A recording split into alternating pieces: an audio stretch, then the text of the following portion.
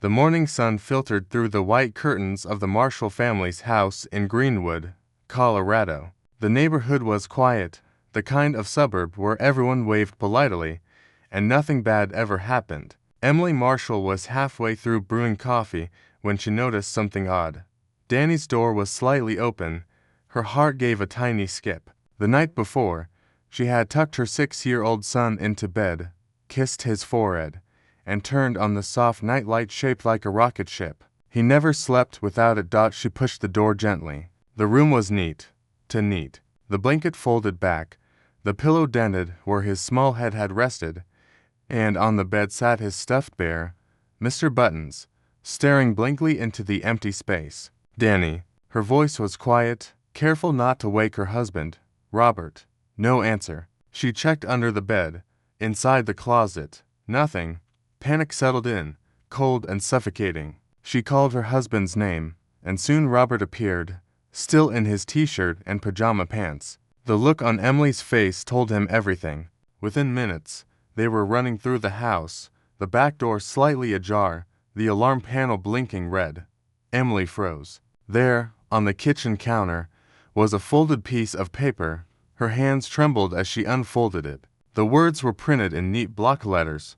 "Do not call the police if you want to see your son alive."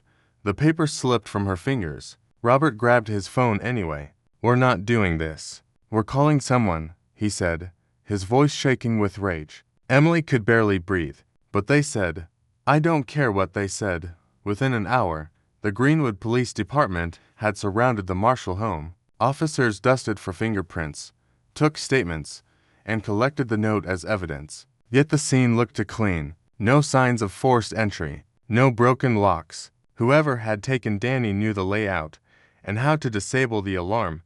Detective Jack Grayson arrived just after 9, a tall man in his 40s, with tired eyes and a calm presence that filled the room. His reputation for solving impossible cases was well known, but his voice was quiet, measured, as if he carried the weight of every family he'd ever tried to help. He greeted the Marshalls with a firm handshake. "I'm sorry we have to meet like this," he said. "Let's find your boy." Jack began his examination methodically. He checked the alarm system. It had been deactivated from inside, using the correct code. He inspected the back door, the windows, the garden fence. Nothing broken, nothing out of place. "Did anyone else know your code?" he asked. "Only us," Robert said, hesitating. "And maybe the security company. They installed it last year." Jack took note. "We'll check that." Outside, the press was already gathering. Helicopters hummed faintly above the suburban roofs. Inside, the house felt heavy with silence. Emily sat on the couch, gripping Danny's bear. "He wouldn't just go with anyone," she whispered. "He's shy. He'd cry if a stranger tried to talk to him." Jack nodded. "Then it's likely someone he trusted." The police worked through the day, canvassing the area. A neighbor had heard a car engine early that morning, around 2 a.m., but hadn't looked outside. Another reported seeing movement near the Marshall's backyard fence 2 nights ago. As evening fell, Detective Grayson reviewed the surveillance footage from the Marshall's home cameras. The system had recorded until 2:07 a.m., when the feed abruptly stopped. He leaned closer to the screen. Just before the cut, a dark figure moved along the back of the house. Tall, steady steps, a cap pulled low. But something else caught his eye. Just before the footage ended, a faint reflection appeared on the glass door. Someone inside the house, standing still, watching the figure walk away. Jack froze the frame. He enhanced the image, sharpening the contrast. The reflection showed a person's silhouette, smaller, maybe female, someone who shouldn't have been awake at that hour. He rewound it again. The timestamp, 2 hours 6 minutes and 43 seconds a.m. The video ended 4 seconds later. He leaned back, his pulse quickening. The intruder didn't disable the camera from outside. Someone inside had stopped the recording. Jack turned toward the Marshalls, who were sitting at the kitchen table with the police chief. "Mr. and Mrs. Marshall," he said slowly, "I need to ask, was anyone else in this house last night?" The question hung in the air, cold and heavy. Emily's hands tightened around the stuffed bear. Robert's jaw clenched, his eyes flicking briefly toward his wife, just long enough for Jack to notice. Detective Jack Grayson watched the marshals in silence. The flicker of guilt, or maybe fear, that flashed between them hadn't escaped his eyes. He had seen it before, people hiding secrets not because they were guilty, but because the truth was too painful or complicated to tell. Emily finally broke the silence. "No one else was in the house," she said. "Just us." Her voice was steady, but her eyes darted toward the floor. Robert's jaw tightened. "She's right." Jack made a small note in his leather-bound pad but didn't press. Not yet. The team finished collecting evidence by evening. When the uniformed officers left, the house felt like a hollow shell, rooms full of memories, stripped of safety. Emily sat at the dining table, staring at a framed photo of Danny in his Halloween astronaut costume. The silence was unbearable. "Mrs. Marshall," Jack said softly, "I need to ask some personal questions. About anyone who might have had access to your home. Babysitters, relatives, contractors, friends." She nodded slowly. We had a nanny, Sarah Bishop. She worked with us for nearly a year, but she quit 2 weeks ago." "Why did she quit?" Emily hesitated. She said, "We didn't trust her anymore." "It was my fault." "Really?" "I accused her of taking money from Robert's wallet." "Was she guilty?" "I don't know," Emily whispered. "I never proved it." Jack leaned back. "I'll need her contact information." Robert, who'd been pacing by the window, turned. "Sarah wouldn't do this. She cared about Danny."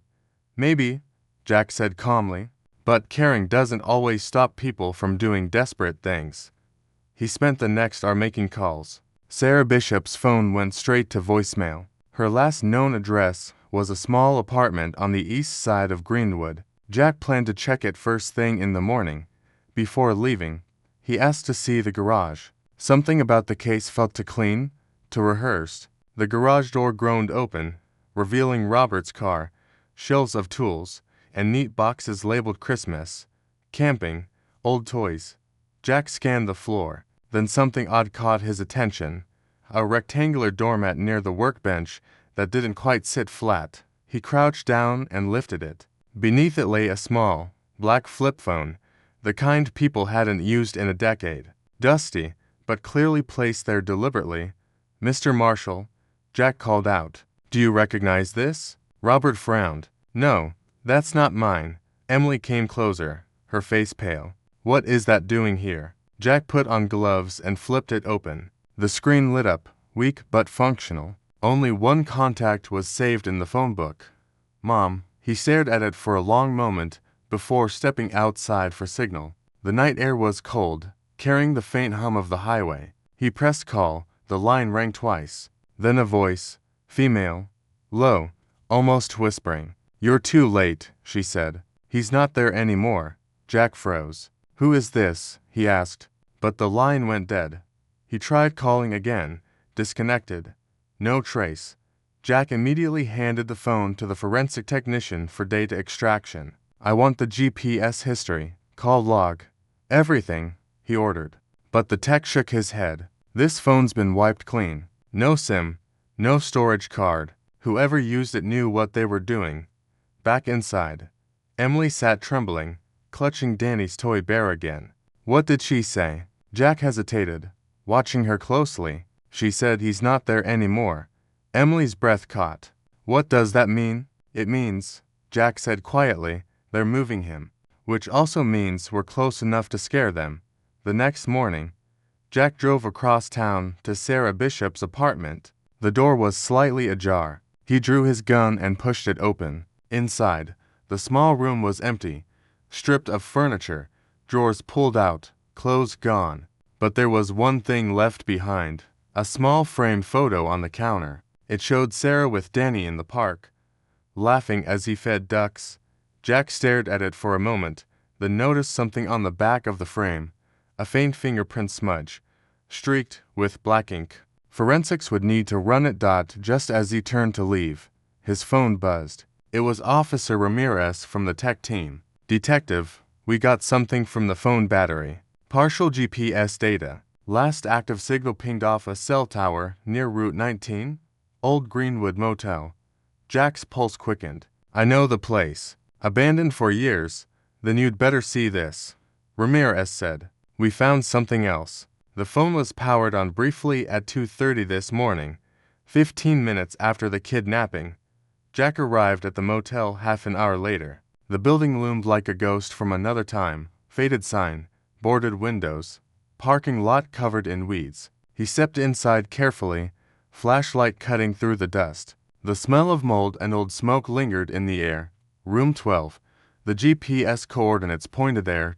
He opened the door with a gloved hand. Inside, nothing but a broken chair, a stained mattress, and a small red sneaker lying near the wall. Jack crouched down. It was a child's shoe, size 10, on the tongue, embroidered in blue letters. Danny. He felt a chill run through him. The boy had been here. He photographed the evidence and called for the crime unit. Then, as he was about to step out, his flashlight flickered over a dusty mirror, and his blood ran cold. Someone had written on the glass, faintly visible in the condensation, "Stop looking." The letters were smeared by a small handprint, not an adult's. Jack's grip tightened on the flashlight. The message was recent. He turned slowly toward the door, and froze again. The latch had just clicked shut. Someone was in the hallway. Jack reached for his gun, silent, his heartbeat pounding in his ears. A faint shadow moved under the crack of the door, the unmistakable silhouette of a person standing just outside. Listening. Then, just as suddenly, the shadow disappeared. He threw the door open. The hallway was empty. Only the soft creak of a closing exit door echoed down the corridor. Jack sprinted outside, but the parking lot was deserted. Only a cold wind sweeping across the cracked asphalt. When he looked back at the motel, the neon sign flickered once before going dark completely. He returned to his car, trying to calm his thoughts. The clues didn't line up. The clean crime scene, the staged messages, the erased phone. It felt less like a random kidnapping and more like a game. But whose game? His phone vibrated again. A new message, unknown number. He opened it. Attachment, video file. Danny.mov. The clip showed a dimly lit room. Danny sat on a chair, blindfolded, holding Mr. Buttons the bear. A distorted voice spoke off screen. Your move, detective. Jack's jaw clenched. He noticed something behind the boy, a faint, but clear enough under the flickering light, a faded motel sign, just like the one outside. Except it wasn't this motel. The letters on the sign spelled a different name. Sunset Inn. He zoomed in, heart pounding. The Sunset Inn was across town, less than 5 miles from the marshal's house. And then, just before the video ended, another figure stepped briefly into frame, a woman's silhouette. Turning away from the camera. Jack froze. The image, even blurred, even shadowed, he could tell. It was Emily Marshall. The image on the laptop screen froze. Emily's faint silhouette in that grainy motel footage. Detective Jack Grayson leaned back in his chair, his mind racing. It couldn't be her. Or maybe that was exactly what someone wanted him to think. He replayed the video several times, slowing it down frame by frame. The outline was right. Her height, her posture, even the curve of her hair matched. But the lighting, the distortion, the angles, it was too easy to fake. Still, one thought refused to leave his mind. Why had the kidnapper chosen her to appear in the video? Jack knew the best way to find the truth was to act like he believed the lie. He printed a still image and slid it into an evidence folder. Then he called Emily. She arrived at the police station 20 minutes later, pale and exhausted, eyes red from sleeplessness. Jack didn't waste time. We received a new message, he said, placing the photo on the table between them. Emily's breath caught. That's me. Looks like it. She shook her head frantically. No, that's not me. I swear I've never been there. Jack watched her reactions closely, the trembling hands, the darting eyes, the shock that looked real enough to hurt. I believe you, he said quietly, though part of him wasn't sure he did.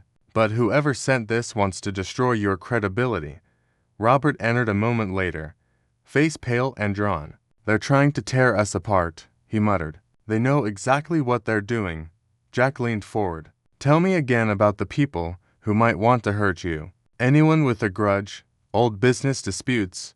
Family issues. Robert rubbed his temples. I run a construction company. I've had arguments, sure, but nothing like this. Emily whispered. There was one person. My ex-husband. Mark. Jack frowned. Danny's father. She nodded slowly. He disappeared years ago. We haven't spoken since. Robert stiffened, but said nothing. Jack made a note, though inside he already knew. In these kinds of cases, past ghosts never stayed buried. That afternoon, Jack drove to the tech division again. Forensics had isolated audio from the video. Faint background noises, barely audible under the distortion. He listened through headphones. Static, then a rhythmic clanking sound, metal striking metal, and beneath it, a low whistle, repeating every few seconds. He recognized it instantly. A train. Can we pinpoint the source? Jack asked. The technician shrugged. Maybe. There are 3 active rail lines near Greenwood, but only one freight yard still in operation. Western Pacific, 6 miles from downtown. Jack's instincts buzzed. Run a search for properties within a mile of those tracks. Abandoned ones. He arrived at the freight yard near dusk. Rusted cargo containers, graffiti, and the distant groan of moving trains filled the air. A single street light flickered overhead. Jack moved carefully through the shadows, flashlight sweeping across broken glass and weeds. Then he saw it. Tire tracks in the dirt, fresh ones, leading toward a line of old storage sheds. One door hung open slightly. Inside, a faint light flickered. He drew his weapon and entered. The shed was empty except for a folding chair and a cardboard box. Inside the box lay a child's drawing, crayons on paper, a smiling stick figure family, Mom, Dad, and Danny, but the father's face had been scribbled out violently with black ink.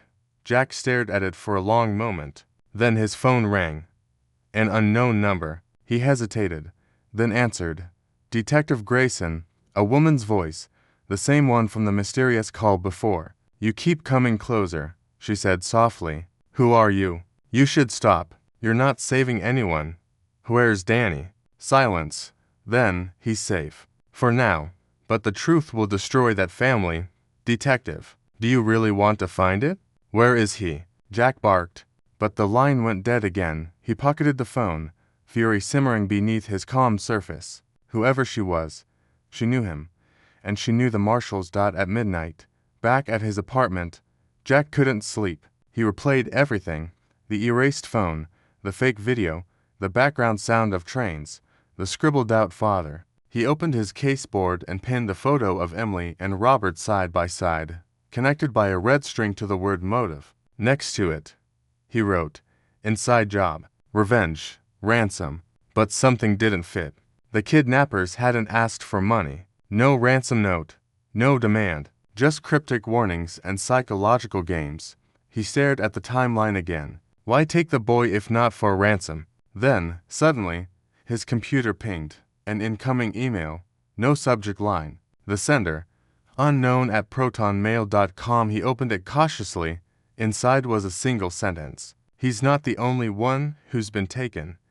And an attachment, a video file named camera_feed_o to .mp4. Double quotes. Jack clicked play. The feed showed a dark room.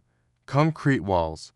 Dim light. A man sat in a chair, bound at the wrists, had slumped forward. His face was bruised, but when Jack paused the frame, his breath caught. It was Mark Bishop, Emily's ex-husband, and Danny's biological father. Jack stared at the screen, stunned. Mark was alive, and someone had him. Then, faintly, from behind the camera, the same distorted voice spoke. Everyone hides something, detective. Even you. The screen went black. Jack leaned back, adrenaline roaring in his veins. 2 kidnappings. 1 message. The pieces were forming a pattern, but one that didn't make sense. Unless Danny's disappearance wasn't just about revenge, but revelation. His phone buzzed again. A text message. Same unknown number as before. He wasn't supposed to take the boy. Now it's too late. Jack's fingers froze on the screen. So there was more than one person involved. He rushed back to the police database, typing fast. Mark Bishop, Colorado records, associates, past arrests, and there it was, an old photo from 8 years ago. Mark Bishop and Robert Marshall, side by side, business partners in a failed construction venture. Jack's pulse pounded. The Marshalls had lied. He grabbed his keys, stormed out into the night, and sped toward the Marshall residence. As he approached the quiet suburban street, he saw the faint glow of lights through the window. Someone was awake. He stepped onto the porch. The front door was slightly open. He drew his gun, heart hammering, and entered the silent house. The living room was empty. But in the kitchen, something new waited on the counter. A second folded note. Same paper. Same typeface. Jack unfolded it slowly. Detective, if you want to see the boy again, come alone. Midnight. Silver Creek. He froze. Silver Creek, an abandoned mining town 20 miles north of Greenwood. And beneath the message, in shaky black ink, a child's signature. Danny. The following morning brought with it a heavy silence that hung over the Parkers' suburban home like a storm cloud that refused to move on. The living room, once full of laughter, toys, and the hum of family life, was now a base of operations. A map of the town was spread across the dining table, marked with pins and notes. Photos of Lily, the missing girl, were taped to the walls, her smiling face a painful reminder of what they were fighting for. Detective Miller sat at the table, sipping lukewarm coffee, his eyes fixed on the map. Every piece of this puzzle fits somewhere, he murmured, half to himself. We just haven't found the corners yet. Sarah Parker stood near the window, her arms crossed tightly around her chest. She hadn't slept. The shadows under her eyes deepened with each passing hour. You think whoever took her planned this? She asked quietly. Miller nodded. Too clean. No signs of forced entry. No witnesses. No ransom demand yet. Whoever did this knew your routine? Tom Parker, usually calm and methodical, slammed his fist on the table. So, what are we supposed to do? Sit here and wait for another note. Miller didn't respond right away. Instead, he looked at the small bag of evidence sitting beside him, a child's shoe, found near the park's northern trail. You said Lily loved to feed the ducks at the pond. Sarah nodded. Every Saturday morning. Then we start there, Miller said, rising from his chair. The park was quiet that morning, the air thick with humidity. The pond glimmered in the weak sunlight, surrounded by tall reeds and scattered benches. The police had already combed the area, but Miller preferred to see things with his own eyes. He crouched near the edge of the water where the shoe had been found.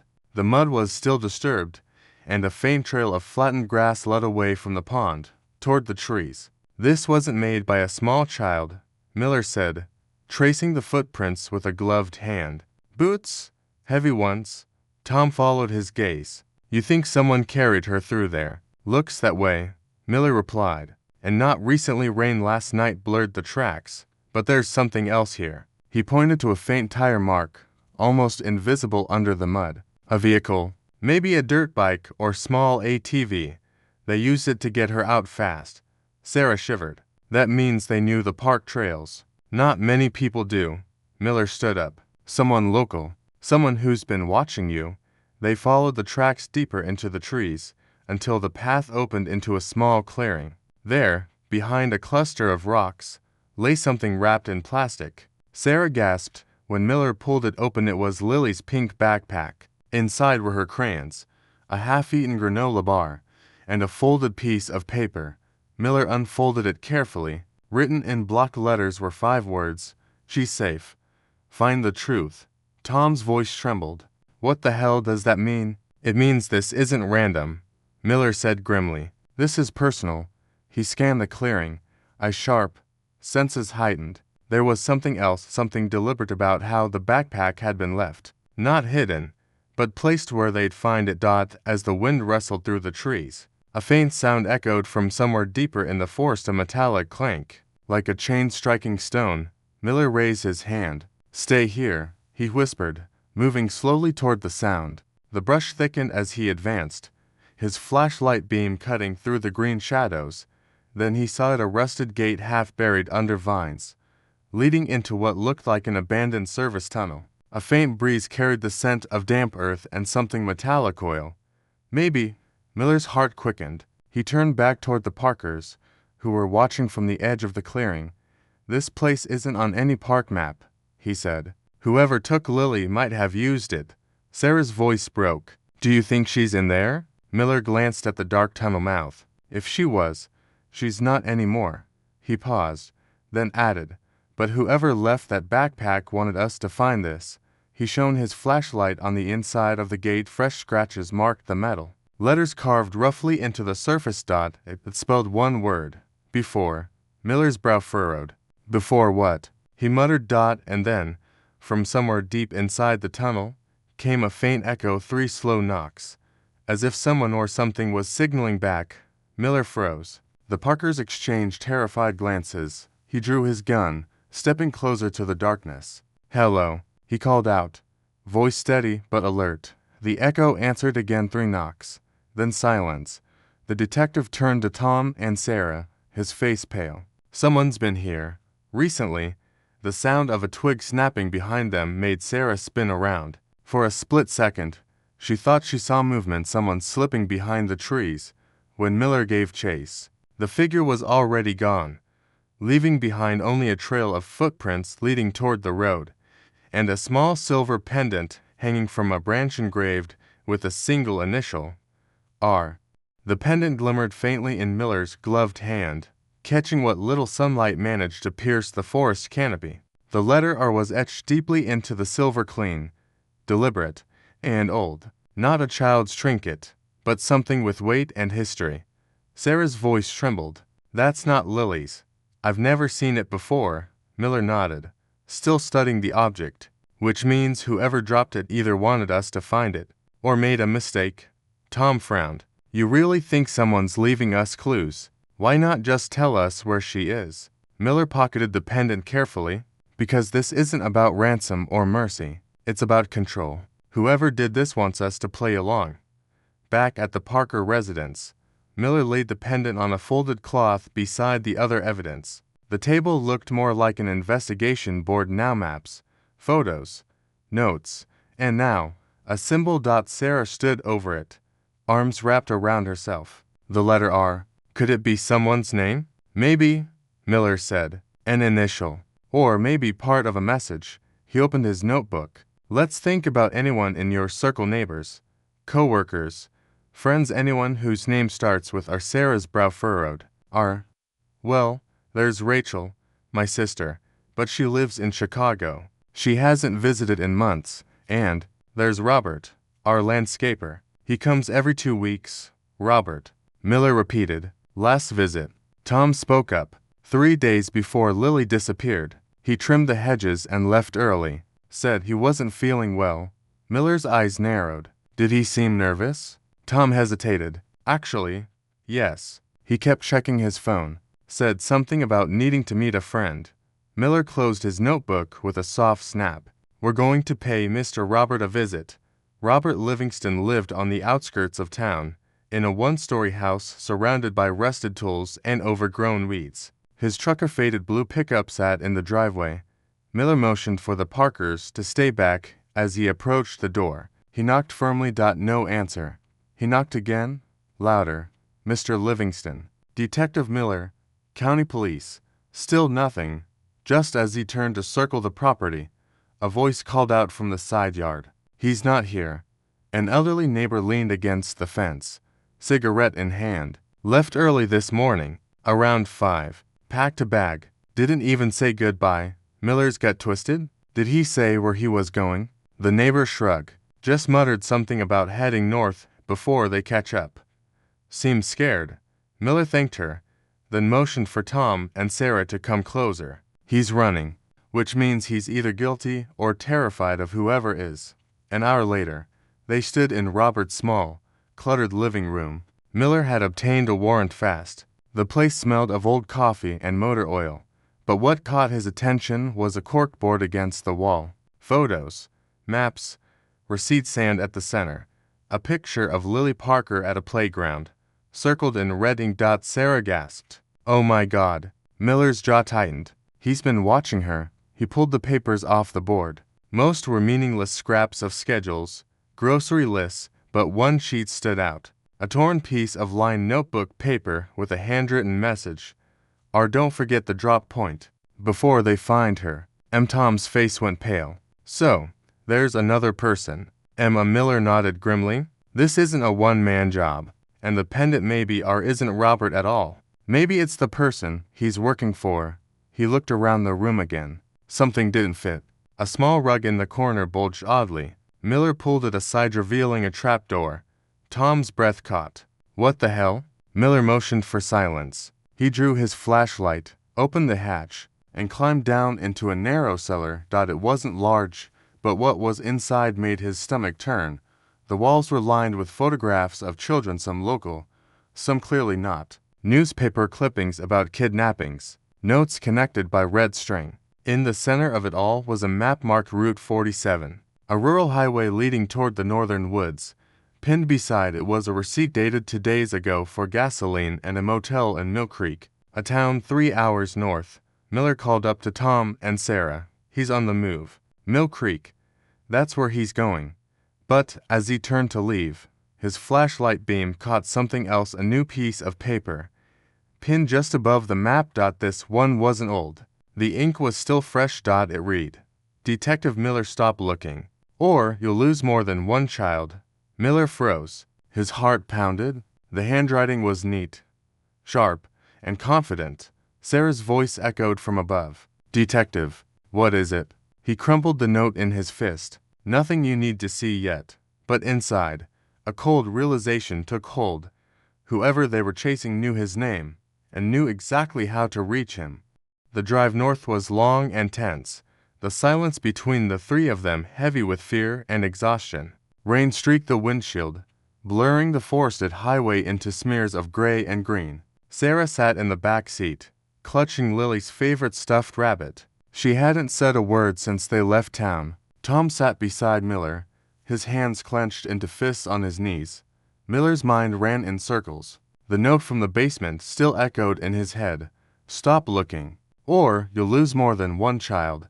The words weren't random, they were surgical. Whoever wrote them knew how to get under his skin. He hadn't told the Parkers the full truth yet, that he had a daughter of his own, that she was the same age as Lily, that the thought of someone like this knowing that fact terrified him more than he would ever admit. They reached the Mill Creek Motel just before dusk. The neon sign flickered weakly, half the letters burned out. The place was quiet to quiet. A single car sat in the lot. An old blue pickup truck streaked with mud. Tom exhaled shakily. That's Robert's truck. Miller's jaw tightened. Stay in the car. Lock the doors. He moved toward the motel's front office, his hand resting lightly on his holstered weapon. The clerk, a middle-aged woman with tired eyes, looked up from her crossword as he entered. Evening, Miller said, flashing his badge. Detective Miller, County Police. I'm looking for a guest, Robert Livingston. Checked in sometime in the last few days. The woman frowned, tapping at her keyboard. Yeah, he's here. Cabin 4, paid cash. Hardly left the room all day. Is he there now? She hesitated. He should be. Miller nodded once. If anyone comes asking about me, you haven't seen me. Understood? The clerk nodded, fear flickering in her eyes. Cabin 4 sat at the end of the row, lights off, curtains drawn. Miller approached quietly, motioning for Tom to follow at a distance. The air was heavy with the scent of pine and rain-soaked earth. He crouched near the window. Inside, a single lamp glowed dimly. Papers were spread across the bed, maps, receipts, and photographs, but no sign of Robert. Miller moved to the door, tried the handle, locked. He knocked once. Robert Livingston. It's Detective Miller. We need to talk. Silence, then a soft creak of floorboards from inside. Robert, Miller said calmly, I'm not here to arrest you. I just want to talk about Lily Parker. A pause, then a hoarse voice from behind the door. You shouldn't have followed me, Detective. Miller stiffened. Open the door. We can help you. But Robert's tone was fractured, panicked. You don't get it? It's bigger than her. They're everywhere. Miller exchanged a quick glance with Tom. Who's they? Robert's voice cracked. If I tell you, they'll kill me. They already killed. A gunshot cut through the night. The sound echoed across the empty parking lot. Miller dove for the door, kicking it open. Inside, Robert lay sprawled on the floor, a crimson stain spreading across his chest. The gun his own lay beside him. Sarah screamed from the car. Miller knelt beside the dying man. Robert, who did this? Robert's lips trembled. He coughed blood, eyes wide with terror. The network. His gaze shifted toward the wall, unfocused. Tell her, she's not the first. And then he was gone. Tom stood frozen in the doorway. What the hell just happened? Miller rose slowly, his mind already scanning the room. It wasn't suicide. The angle was wrong, the burn pattern inconsistent. Someone had pulled the trigger through the window. He strode to the wall, peering through the shattered glass into the darkness beyond. A flash of movement, someone in a hooded raincoat disappearing into the trees. Miller shouted, "Stay here," and gave chase. The woods behind the motel were dense and slick with rain. The beam of his flashlight cut through the branches as he ran. The figure ahead moved fast, but not fast enough. Miller lunged, grabbing the stranger's jacket and slamming them against a tree. The hood fell back. A woman, maybe late 20s, with dark hair plastered to her face and eyes burning with defiance. "Who are you?" Miller demanded. The woman spat rain water. "You don't want to know." He pressed harder. "Did you shoot Robert Livingston?" She laughed bitterly. "He was a liability. We all knew it would come to this. Her lips twisted into a grin. "You think this ends with one missing girl? You're already too late." "Detective." Miller's blood went cold. "Where is Lily Parker?" The woman's expression softened for a fleeting moment. "Alive, for now." Before he could react, she drove her knee into his stomach, twisting free. Miller stumbled, gasping for air as she vanished into the rain, leaving only a muddy footprint and a dropped phone behind. He picked it up. The screen was cracked, but still working. A message notification blinked. He opened it carefully. It was a text sent just minutes ago. "Transport complete. Target secured. Phase 2 in 24 hours. Miller's heart hammered. He looked toward the dark forest, the rain, the echoes of the woman's laughter fading into the night. This wasn't just a kidnapping. It was an operation. And Lily wasn't the only target. The motel room was now a crime scene. Yellow tape, flashing lights, and uniformed officers swarming the area. The storm had passed, but the ground was still slick with rain and mud. Detective Miller stood at the edge of the parking lot, his coat soaked, eyes fixed on the phone in his hand. The message glowed faintly on the cracked screen. "Transport complete. Target secured. Phase 2 in 24 hours. Whoever sent it wasn't just part of the crime, they were running it.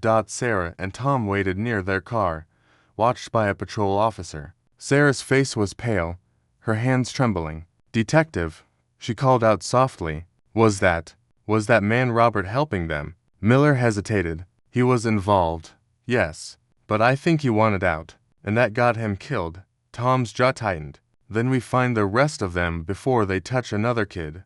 Miller nodded grimly. "That's the plan." He turned to his tech specialist, Officer Daniels, who was already connecting the recovered phone to a laptop in the back of a police SUV. "Tell me you've got something," Miller said. Daniels adjusted his headset. "Working on it. Whoever these people are, they're professionals." The message came from an encrypted chat app. "Non-standard? Possibly custom-coded. Can you trace it?" Daniels frowned. "Not easily. The server bounces between multiple IPs across states. But, wait." His eyes lit up. "Got a Gilping Mill Creek industrial zone, about 6 miles from here. The phone connected to a Wi-Fi network there earlier today." Miller's instincts flared. "Industrial zone. What's there?" "Mostly warehouses, abandoned ones. Some are rented out for storage." Miller's grip on the car door tightened. "That's where they took her." An hour later, Miller and two patrol units rolled up to the edge of the Mill Creek Industrial Park. The complex stretched across several blocks, rows of silent, crumbling warehouses, the kind that look long forgotten. The air smelled of rust and rain. "Units 3 and 4, cover the south perimeter," Miller ordered. "No lights, no sirens. We go quiet." Tom refused to stay behind this time. "She's my daughter, detective. I'm not sitting in another car." Miller looked at him hard, then nodded once. "You stay behind me. No heroics. They moved between the buildings, flashlights low, weapons drawn. The sound of dripping water echoed in the still air. Every step crunched on gravel like a whisper to loud. At last, they reached a warehouse marked Unit 9B. A single light burned inside through a dirty window. Miller motioned for silence. He peered through the glass and froze. Inside, two men stood over a table covered in files, photographs, and what looked like a map of several towns. On the wall behind them hung a large corkboard filled with photos of children. Sarah's breath caught in her throat when she saw it from outside. "Oh my God, they're all," Miller whispered. "Targets." He turned back to the window. One of the men pointed to a photograph of Lily's. That was all Miller needed to see. "We're going in." They breached the door in seconds. One kick, a crash, and shouts of police. The two men scattered. One bolted for the back exit, the other flipped the table, sending papers flying. Miller tackled the first suspect into the wall, pinning him with the forearm across the chest. "Where is she?" The man spat blood. "You're too late. She's already gone." Miller slammed him harder. "Where?" The man grinned, blood on his teeth. "You can't stop it. The next transfer happens at dawn." Tom stormed in, fists clenched. "You tell me where my daughter is, or I swear to—" Miller stopped him with a glare. "Tom, don't." But the suspect's smile only widened. "You really think this is about your kid? She's just one of many. The network is everywhere: hospitals, schools, adoption centers. You think you can shut that down?" Miller's stomach turned. "Who runs it?" The man laughed. "We call her the broker. She decides who's taken, who's sold, who disappears. Where is she?" His grin faded. "Even if I told you, you wouldn't make it there alive." Before Miller could respond, a shot rang out. The suspect jerked violently and collapsed. Blood spread across the concrete. Miller spun toward the direction of the gunfire. The second suspect gone. The back door swung open, still creaking. "Sniper!"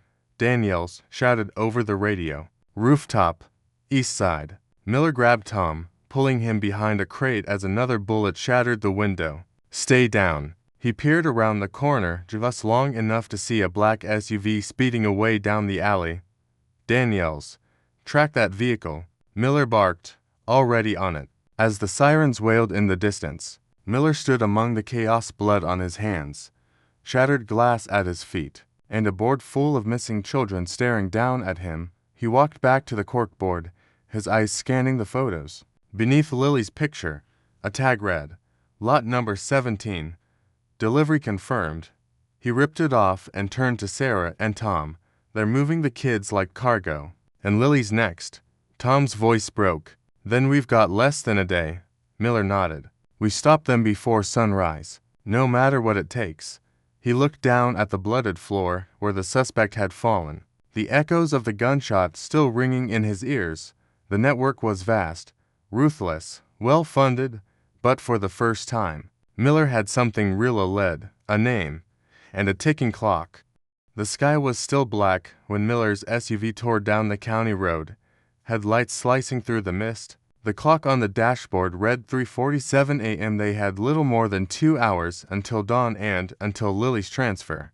Sarah sat in the back seat, clutching the photo of her daughter. Her lips moved silently, whispering prayers. Tom rode in the front, fists clenched, jaw tight. Every few minutes, he glanced at the GPS screen, where a red dot blinked: Daniel's tracking signal on the black SUV that had fled the warehouse. The signal led them north, toward an area Miller knew too well, the old Mill Creek airfield. Abandoned years ago, it had once been a private freight hub. Now it was little more than cracked runways and rusting hangars swallowed by weeds. Daniel's voice crackled over the radio. "Detective, I'm following thermal signatures from a drone. Looks like multiple heat sources: 5, maybe 6 people, 2 vehicles, and a plane." Miller's grip on the steering wheel tightened. "They're moving them out by air." Sarah's voice trembled. "You mean they're taking her out of the country? Or worse," Miller said quietly, "selling her off the grid. Once she's on that plane, she's gone." They reached the perimeter of the airfield just before 4. The rain had stopped, leaving everything slick and glistening under the moonlight. The outline of the hangars loomed ahead like dark giants, Miller parked the SUV behind an old fuel depot. We go on foot from here. Stay low. Stay quiet. He handed Tom a flashlight and a spare radio. If anything happens, you call out. Don't try to be a hero. Tom nodded, eyes blazing. I'm already a father. That's enough reason. Miller couldn't argue with that. They moved silently through the grass, the air heavy with the hum of distant engines. The faint roar of a small plane echoed across the field. Then they saw a twin-prop cargo aircraft being prepped near the main hangar, its engines idling. Two men were loading metal crates into the cargo bay. Nearby, a woman stood giving orders, her voice sharp and controlled. Even from a distance, Miller recognized her from the warehouse photos. The broker, elegant, cold, wearing a long coat and gloves despite the heat. Sarah gasped when she saw the small figure being led toward the plane by one of the men. Even from across the field, there was no mistaking her. Lily. Miller's hand shot up. Wait for my signal. He pulled his binoculars closer. There were at least 6 armed guards. Going in blind was suicide. But time wasn't on their side. Daniels, he whispered into his radio. Status. Sniper in position. Thermal confirms 1 hostage, small frame, matching Lily's size. I can take out the guard on your mark. Do it. A muffled shot cracked through the night.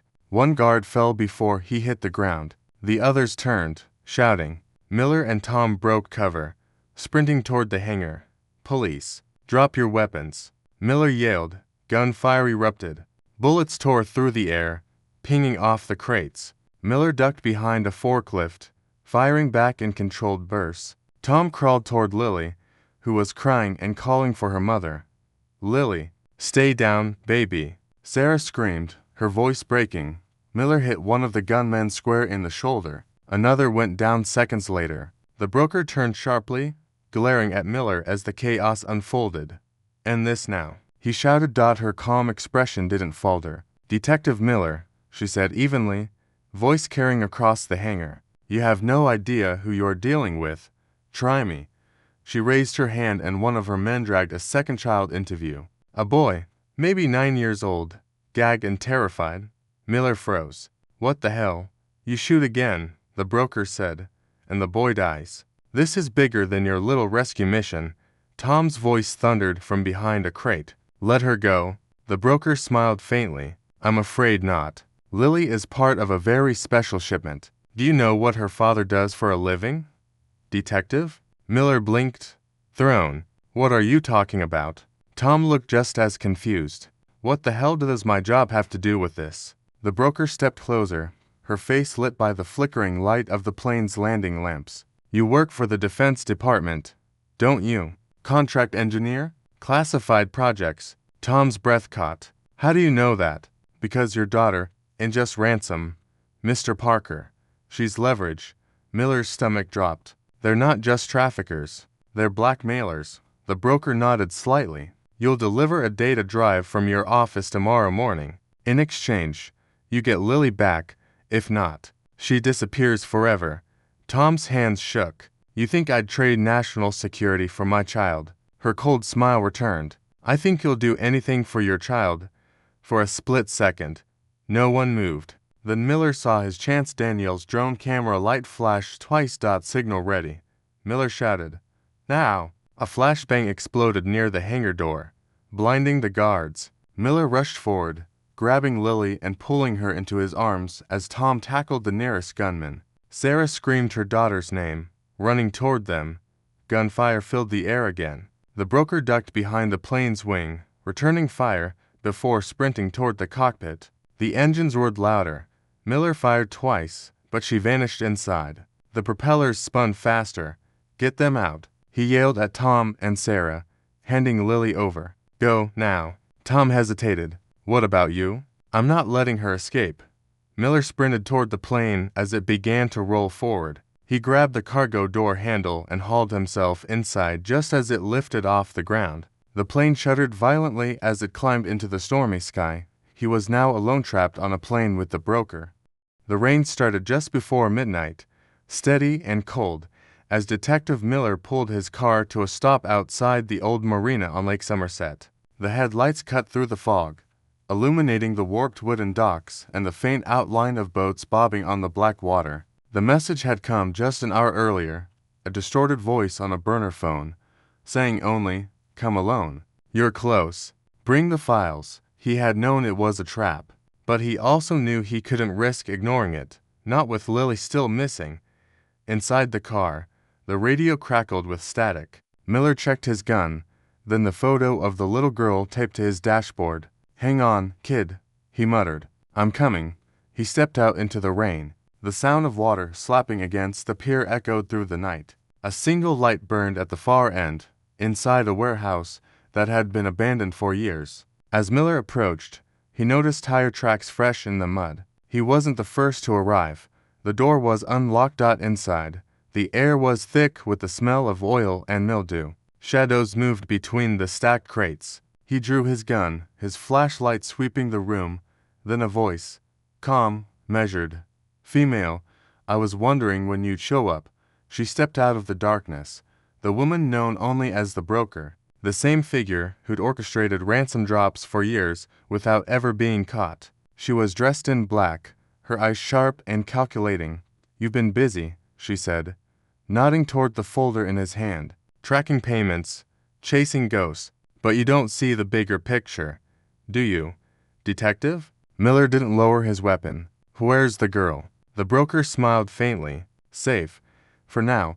She began to circle him slowly, her heels clicking softly against the wet concrete. "You think this is about money, about one family. You're looking at the surface of something much larger. The Bennetts, the others, all connected. Someone needed leverage."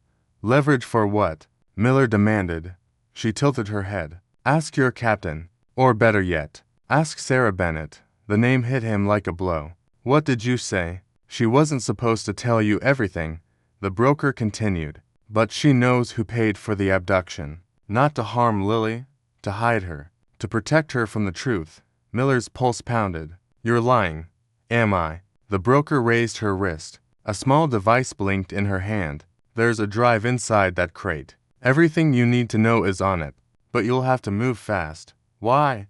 "Because they're coming, and they don't leave witnesses." Before he could respond, a sharp click echoed through the building. A red dot danced across the broker's chest. She looked down, sighed, and whispered, "Too late."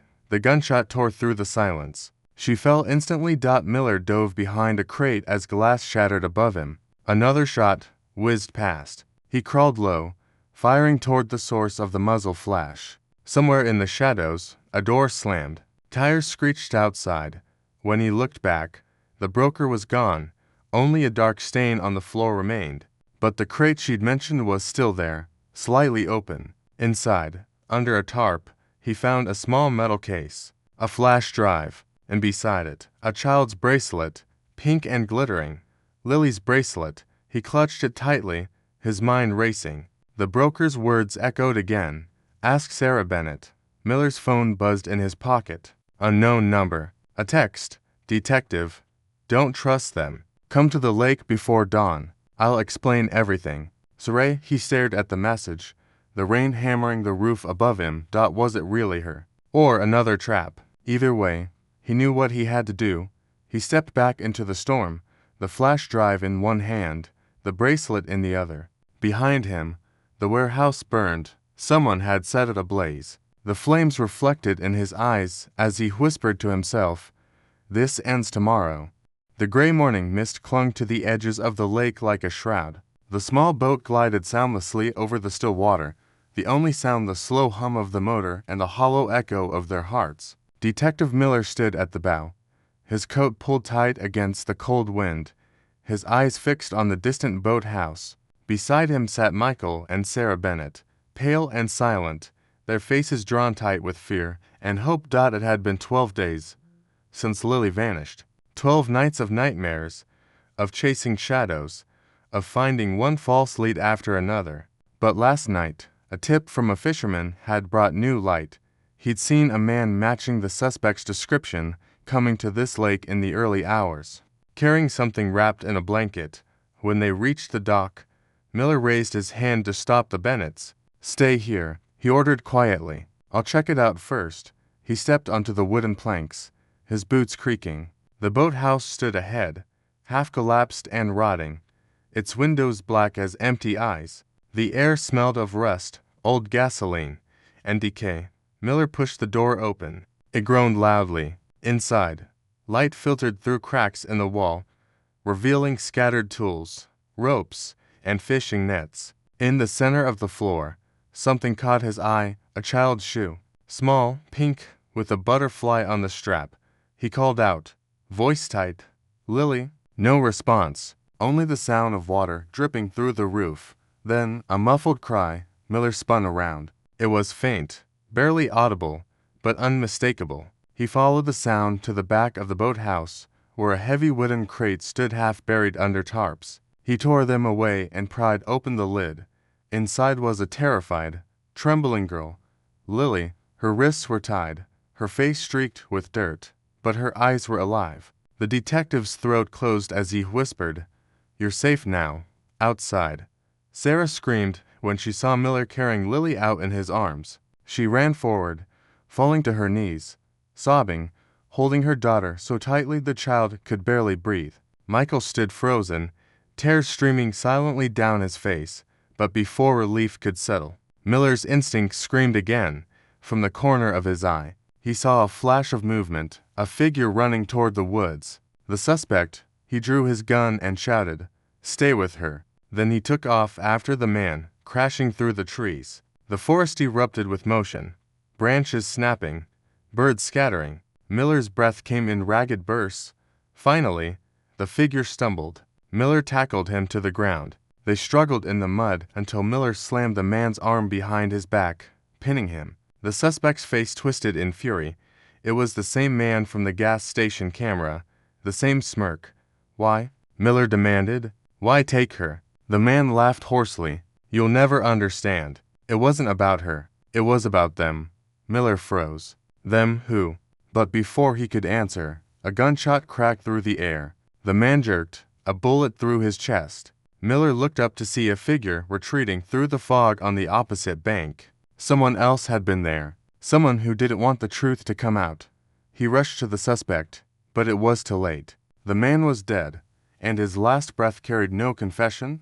Later, as the sirens wailed and the family was taken to safety, Miller stood by the lake, staring at the widening ripples on the water. The case was over, at least, officially. Lily was home, her parents reunited, the world watching the miracle rescue. But Miller knew it wasn't over. Not really. There were too many loose ends. The erased files, the unknown shooter, the way the suspect's last words echoed in his mind. It wasn't about her. It was about them. He turned toward the horizon, where the fog swallowed the forest. Somewhere out there, the real truth was waiting, and Detective Miller had just begun to chase it.